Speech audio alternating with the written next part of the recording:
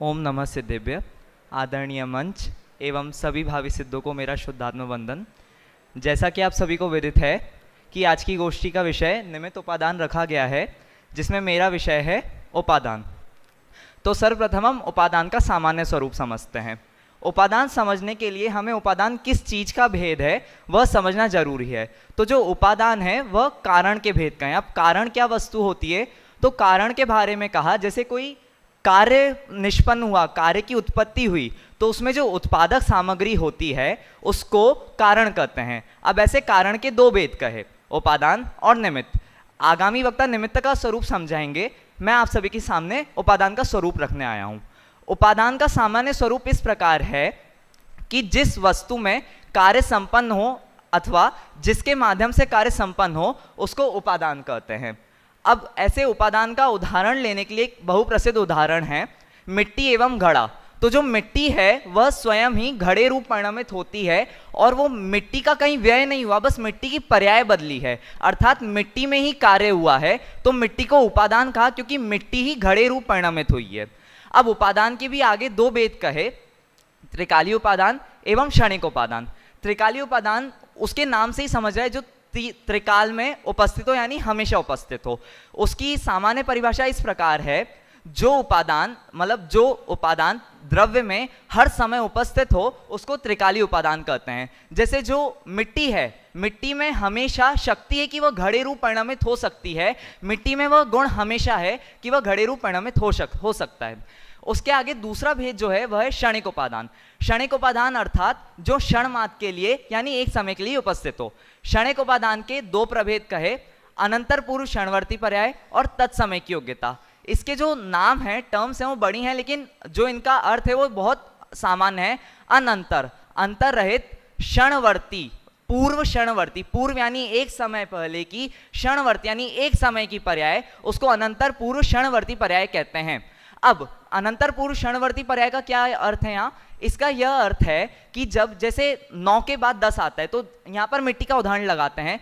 मिट्टी की जो पर्याय है, पूर्व पर्याय है, उसका जब व्यय होगा तभी घड़े रूप पर्याय उत्पन्न होगी। तो जो मिट्टी रूप पूर्व पर्याय है, एक क्षण पहले की पर्याय है, अनंतर पर्याय है, उसके व्यय रूप अनंतर उत्तर क्षणवर्ती पर्याय रूप उपादेय को प्रकट होती है, तो उसको वहां क्षणिक उपादान का, क्योंकि उसका व्यय एक ही बार होगा तो उसको वह क्षणिक उपादान कहा। उसके अलावा दूसरा तत्समय की योग्यता। तत्समय की योग्यता यानी जो पर्याय है, पर्याय का उसी समय प्रकट होने की रूप जो योग्यता है उसको तत्समय की पर्याय कहते हैं। अब जैसे घड़ा है, उस घड़े में उसी समय प्रकट होने की योग्यता है, उसी समय उसका उत्पाद होने की योग्यता है, इसलिए उसको वहां तत्समय की योग्यता कहा। अब जैसे कोई प्रश्न करे कि भैया हम तो सिर्फ त्रिकालीय उपादान मानेंगे, क्षणिक उपादान नहीं मानेंगे, तो इसमें क्या समस्या आएगी कि यदि हम सिर्फ त्रिकालीय उपादान माने? यदि हम सिर्फ त्रिकालीय उपादान माने तो त्रिकालीय उपादान की डेफिनेशन क्या है? जो जिसमें कार्य संपन्न होता है एवं जो हमेशा बना रहता है। तो इससे नित्यता का प्रसंग आएगा कि जब वो उसमें द्रव्य में हमेशा शक्ति है कार्य रूप परिणमित होने की, तो जो मिट्टी है वो हमेशा घड़े रूप परिणमित होनी चाहिए, जो वस्तु है वो हमेशा कार्य रूप उपादेय रूप परिणमित होनी चाहिए। तो त्रिकालीय उपादान को ही मानने में नित्यता का प्रसंग आता है। एवं यदि हम कहें कि हम सिर्फ क्षणिक उपादान माने, त्रिकालीय उपादान न माने, तो यहां पर क्या समस्या आएगी? तो क्षणिक उपादान मात्र को मानने में यह समस्या खड़ी हो जाएगी कि ठीक है भैया, यदि हम सिर्फ क्षणिक उपादान मानते हैं तो फिर वो तत्समय की योग्यता से ही कार्य होगा, पूर्व पर्याय का व्यय होने पर ही कार्य होगा, लेकिन वहां पर द्रव्य शक्ति का अभाव हो जाएगा। फिर ऐसा हो जाएगा कि यदि हम मिट्टी में जो त्रिकालीय उपादान है उसको ना माने तो घड़ा फिर कपड़े से भी बन जाएगा, कागज से भी बन जाएगा, किसी भी वस्तु से बन जाएगा। इसका सामान्य अर्थ इस प्रकार है कि जो त्रिकालीय उपादान है वह द्रव्य शक्ति को दर्शाता है कि जो कार्य है वह इसी द्रव्य में होगा, किसी और द्रव्य में नहीं होगा। और जो क्षणिक उपादान है वह इस वस्तु को दर्शाता है कि जो कार्य है वो उसी समय में होगा, जो पूर्व पर्याय है, जो स्वरूप में भी पर्याय है, उसके व्यय पूर्वक ही कार्य होगा।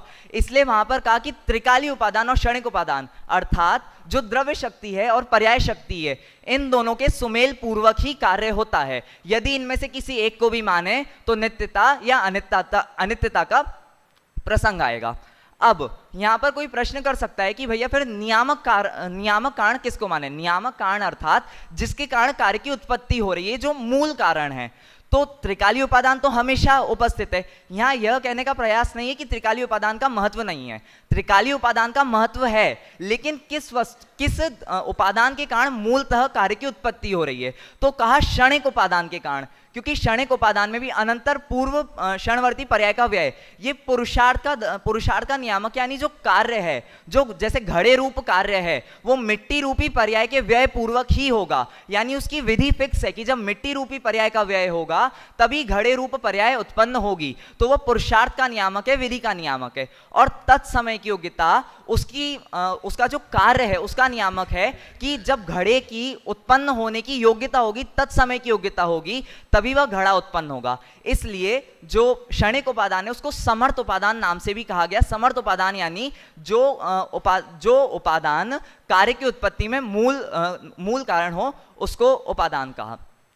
अब यहाँ प्रश्न उठता है कि भैया हमने उपादान का स्वरूप तो जान लिया, लेकिन इसे जानने से फायदा क्या है? आखिर इस दुनिया में हर कोई जो भी कार्य करता है वो अपने फायदे के लिए ही करता है। अमरयंत भगवान को भी पहले इसलिए पूछते हैं क्योंकि वो हमें हितोपदेश देते हैं।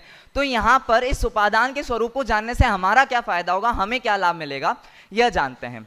यदि हम उपादान का स्वरूप जानेंगे तो जो हमारी परतंत्र की बुद्धि है, हम जो मानते हैं कि भैया हम इस संसार में अपने कर्मों के कारण भटक रहे हैं, हम जो पुण्य पाप आदि कर रहे हैं, अष्ट कर्म में जो हम बंधे हुए हैं उनके कारण भटक रहे हैं, हमारी एक स्वतंत्रता आएगी कि हम अपनी मिथ्या बुद्धि से भटक रहे हैं। और यदि हमें मोक्ष जाना है तो हम वह भी अपने आत्मा के द्वारा कर सकते हैं। त्रिकालीय उपादान यानी हमारे आत्मा में हमेशा शक्ति है कि हम मुक्ति को प्रकट कर सकते हैं। अनंतर पूर्व क्षणवर्ती पर्याय का व्यय, हमें तत्समय की योग्यता, हमें शक्ति है कि हम जो मिथ्यात्व रूपी पर्याय है, जो संसार रूपी पर्याय है, उसको हम अपने अंदर से ही, अपनी द्रव्य शक्ति से ही नाश कर सकते हैं और आत्मा को प्राप्त कर सकते हैं। इसलिए उपादान का स्वरूप जानना आवश्यक है।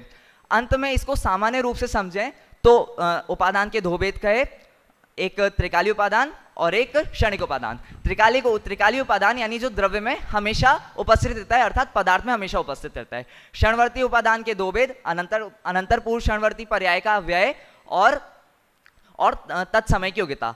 अनंतर पूर्व क्षणवर्ती पर्याय का व्यय अर्थात जो पूर्व की पर्याय है उसका व्यय होने रूप उपादान, और जो अब नई पर्याय आई, उत्तर पर्याय आई, उस रूप उपादेय। और तत्समय की योग्यता यानी उस समय ही वह पर्याय होगी, वह उस समय ही आएगी, इस रूप उसकी योग्यता है। इस प्रकार उपादान का स्वरूप है। और हम सब भी इस उपादान के स्वरूप को समझकर स्वतंत्रता का भान करें और मुक्ति को प्राप्त करें। इसी मंगल भावना से जय जिनेन्द्र।